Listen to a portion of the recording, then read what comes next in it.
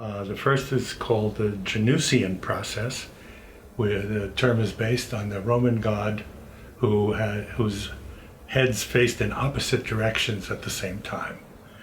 And I emphasize opposite because it's not just that they're two heads, they're opposite heads.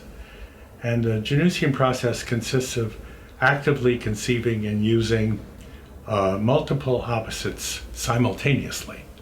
And this is the crux of it. It's that they're simultaneous and they seemingly contradictory, but the creative thought is that they're not. Just like Einstein discovered the general theory of relativity by, as he said, realizing that a man falling from the roof of a house was at rest at the same time. So that his idea was that it was motion and rest, and that's how he got to relativity. Another process which I have called homospatial,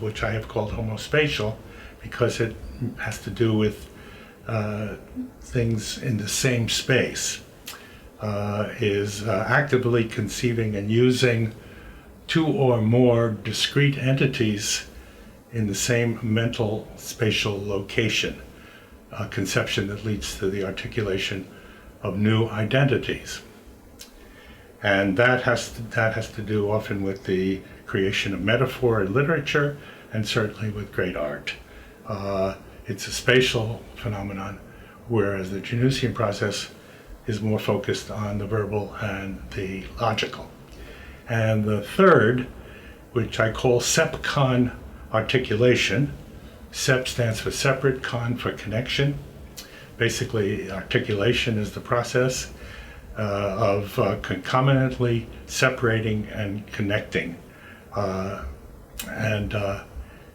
This is an integrated process, and the example of it is an articulate speaker. There's the articulation.